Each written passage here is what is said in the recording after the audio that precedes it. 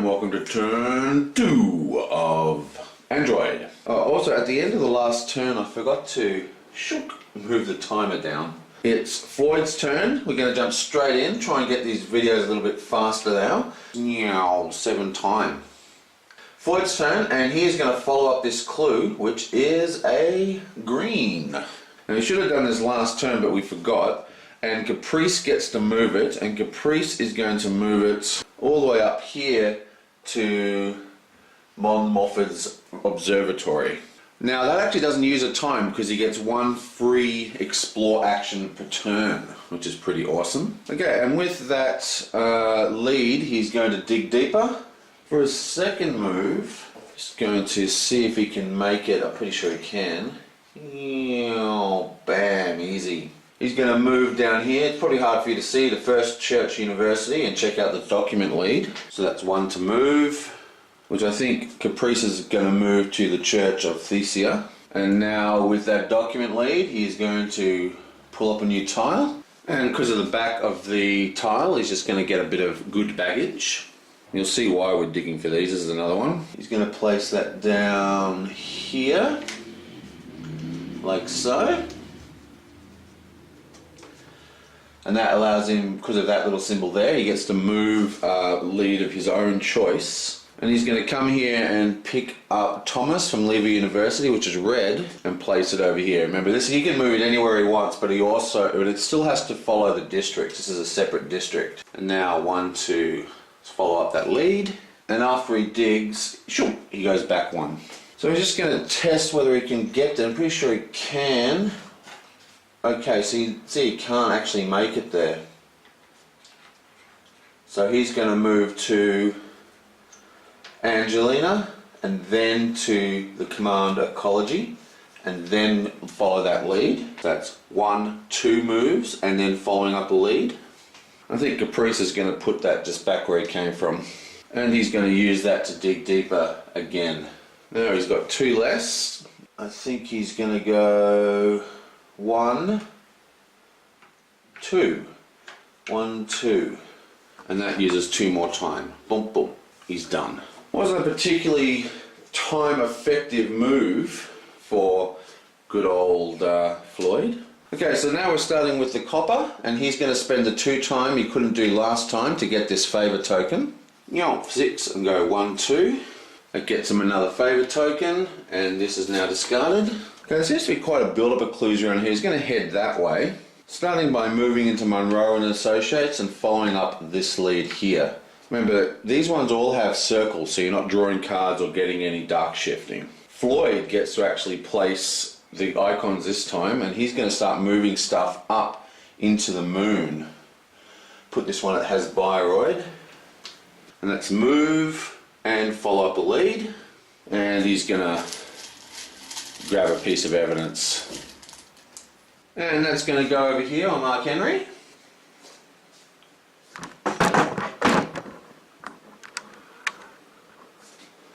Now for his final move, he's going to move to here and follow up this piece of evidence, another piece of evidence. And Floyd again trying to move things back onto the moon is going to place this in Ezra's toy box. So Noise has gone back to the toy box. So Noise had a pretty good day. Started off in Armored Software, then came down to the electronics shop on Earth, down at Everett's electronics shop, and now he's back at the toy box. Pretty sure he's been doing some bit of maintenance on some of the bots there. And that is the last 2 time. And again, he's going to grab a piece of evidence, and he's also going to place that over here on Mark Henry as well. Okay, so that is the end of his turn, and now we're coming up to Rochelle. Now Rochelle doesn't have any light cards, and she's actually in the beanstalk, and there's lots of clues here for her. And the first thing she's going to do is follow up the clue at the spaceport, and that's going to allow the copper. He's going to place that clue over here at the free clinic. Meanwhile, she's going to take a evidence piece, and she's going to place it over here on this guy. Okay, 6 for her. And that's one to move, she didn't move actually, so that's one to just look up. Now that she's in the spaceport, she's going to go 1, 2, that's 2, and then follow up this lead, which is 3. So that's 3 time, 1, 2, 3. Plus she has to draw a light card, and she has to dark shift, but she's already completely dark shifted, so it doesn't matter. And I think we'll put this in Pat Oswald's pub down here. Now, we drew a light card because she is in a ritzy location, but while she's in that pub, our copper is going to play a dark card on her, which reads, "The mark moved fast, black coat flapping, made me," she thought, and she followed through the revolving glass door into the high-priced lobby. And then there were 2 women, girls really, walking between her and the mark, and he's pulling an ugly snub-nosed gun. Rochelle reached for her piece. This is a fight bounty, play when Rochelle enters a ritzy location, which she just did. Now, are we going to choose light, or are we going to choose dark? Now, normally when in the real game, when I play these on my opponent, they don't get to look. See, we can look and we can see what happens. Light gives her a trauma, and dark gives her a stress. But you see, the thing is, normally what you do, you use your fights, because so if I choose light, I shift into the light. But even though I'm at the dark end, I can still choose dark. Now the thing is, in normal games, you use the fights to help you with your card payments by, you know, giving you light or dark power. But because in this game, every time we go into a location basically that's seedy or ritzy, we go to dark, there's just no point. You know what I mean? So we may as well play up to her character, which is a ruthless, basically a killer, and we're just going to go call dark. She's just going to pull out her Beretta and start machine gunning. Who cares about the kids? So she's choosing dark, and dark says, Rochelle discards all of her light cards and gains 3 stress. Well, what we look down here, we look down and we see that stress is not a value on her plot card. She only has greed or concern. So she gains no bad baggage for this. But she does have to discard all her light cards. But guess what? She, oh no, she's got 1 light card. So that has to get discarded. Yonk. But of course, our copper has to pay for this card, and as you can see, it's a 4 cost. And Rochelle's plot is blue, so he can't modify it. Yeah, and then he's going to just discard this really expensive 5 cost dark shift.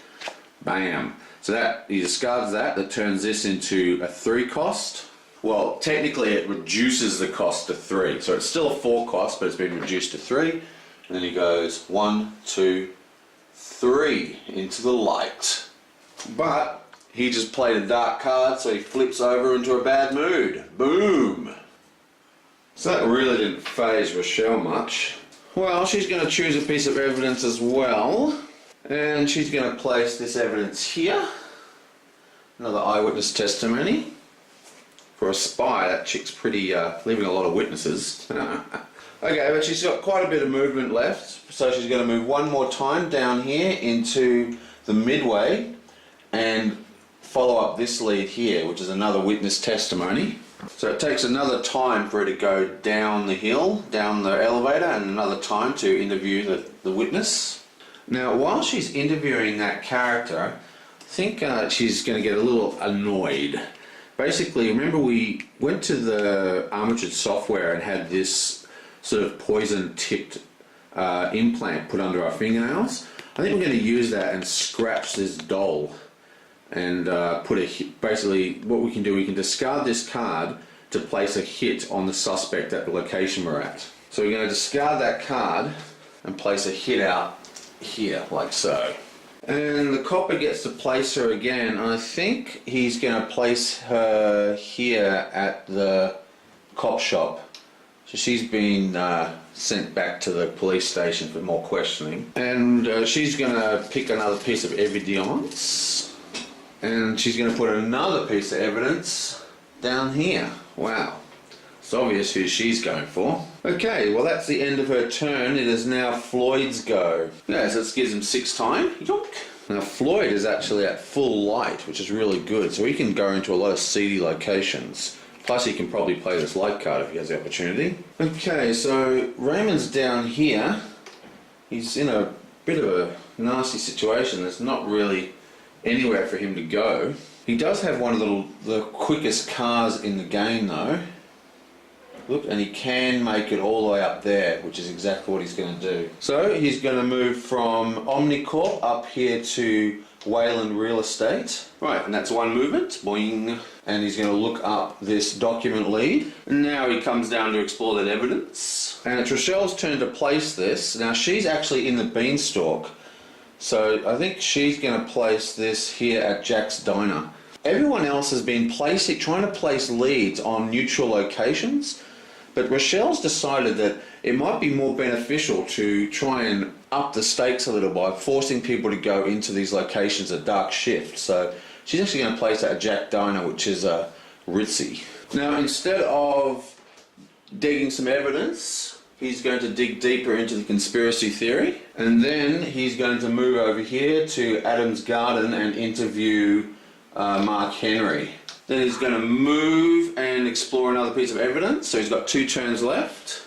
Now this is a diamond location. So because of the rules of this particular murder, he has to dark shift. Also he has to draw a light card. Now Rochelle gets to move this again, and she's going to place that here at Broadcast Square, which is a very, very powerful location. We should start using that. No, she's going to place that over here at the bright Blue Sun Stadium. And once again, instead of taking evidence, he's going to dig deeper. And he's going to cast a light card, so it takes 1 time. And he's casting this card, which shifts him 1 dark, but of course it's blue, which matches his current plot. So he's going to make it cost 0, so he does no light shift. And it reads, "It's staring you right in the face." I smack my forehead. Of course! This has to be an inside job. Play during your turn, advance the hero marker to the next pile of conspiracy pieces. Or, if the marker is already next to the baggage pieces, uncover a conspiracy piece. And boom! He's at that location, so he gets pushed back 1, and now he uncovers 1. Oh, and oh man, that's bad news. First he gets the baggage piece, and this gets placed here, putting down a good baggage. Okay, now this tile that he drew is what Floyd has been looking for. This is the Hasbiroid Corporation tile, and there's another one for Jinteki, and that's what Caprice is also digging for in that pile. The only place in the conspiracy board that Hasbiroid and Jinteki appear is as a tile. Now the reason we want to do this is because through the game you can get Hasbiroid and Jinteki VP markers for 3 VPs each. Now you'll see it when we resolve the conspiracy, but everywhere there's a link you get bonus to those VPs. So if Floyd or Caprice can get these onto the conspiracy board, it really affects their final score. Now because Raymond found this, he has the choice to actually discard it, which is exactly what he's going to do. Discard this from the game completely, and now that whole first couple of turns of Floyd has been a waste because he was trying to find this tile. Unlucky. And I think for his final movement, he's just going to come down here to City Hall, and that's his final move. Yonk. Right, so it's Caprice's turn, and it's not a lot of options here. Okay, so for her first move, she is going to... Oh, it's Raymond's one. Where's her car? Here's her car. Bam. It's miss. Miss. Ah, the car's not fast enough. Okay, so we'll just give her 6. For her first move, she's going to go from Jinteki Labs to Broadcast Square. Now that is a diamond. That's 1 movement. Now as she enters that, we're actually going to play a card on her, which says, is it Caprice? This is coming from Rochelle. Why are you doing this? I'm your sister. Property of Jinteki. I dreamt that you all turned against me and that you were tearing me apart. I was so scared. We would never abandon you. She blinked tears from her eyes. I know. Fight Nightmare. Play when Caprice enters a location while she has more dark cards and light cards in her hand. Now she does enter a location. Now technically because she entered a diamond, she gets to draw a light card. So there could be the argument that she doesn't have more, but I've always, because the timing rules in this game are a little bit convoluted and a little bit weird, I find it easier to think of dark cards as interrupts that interrupt the normal flow of play. So she entered a location and then it was interrupted by this card before that card was drawn. Okay, so we have to choose dark or light, and once again, same deal. Because we shift dark so often, I think we're just going to choose the dark. Choose dark, because there's no point. I mean, I guess we could choose light. I think we're just going to choose dark. And dark says, Caprice discards all of her dark cards and gains 1 betrayal. Oh, that's not very good. So dark card gets discarded. This gets discarded. And we look at her plot here, and we see that she actually does have the betrayal value. So she gets a bad baggage.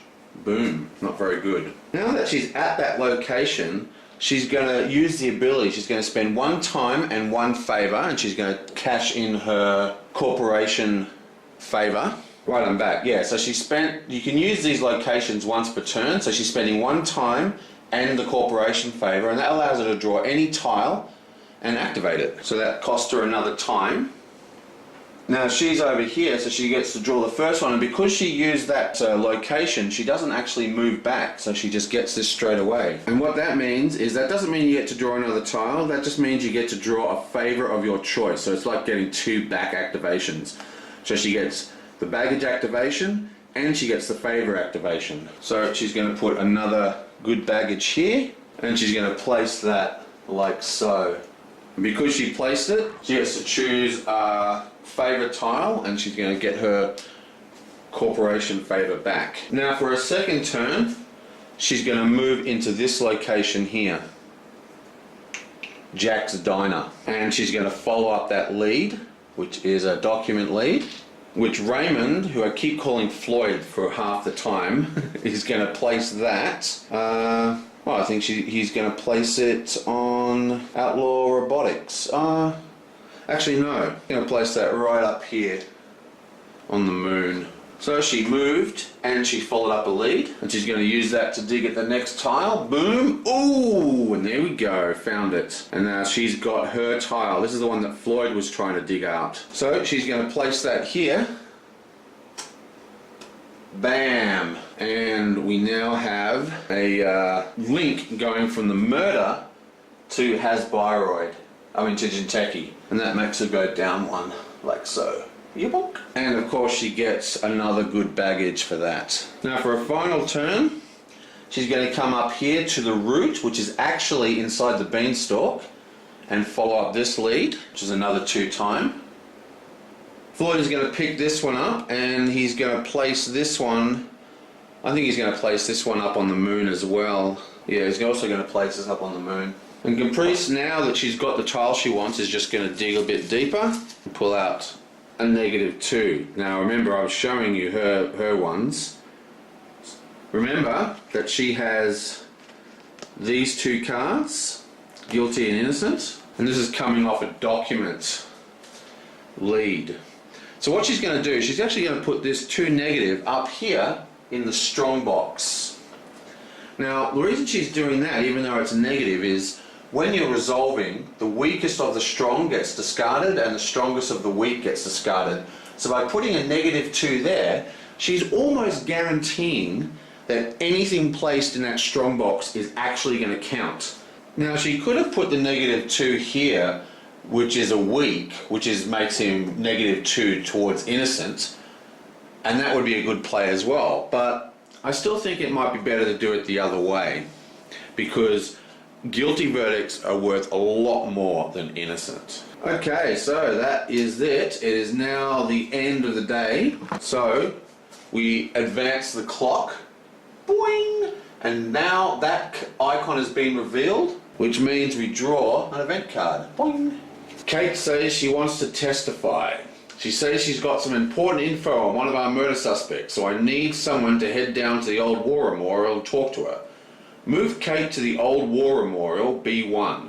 The first investigator to spend 3 time there may place an alibi on any suspect of his choice. So we actually pick up Kate's token, and we're going to place that on B1, the old war memorial, which happens to be right next to Raymond. That's awesome. He gets to go see his girlfriend. Now this event has been started, but it hasn't been resolved, so you put it into the general event area face up like that. Okay, well, that was an interesting one.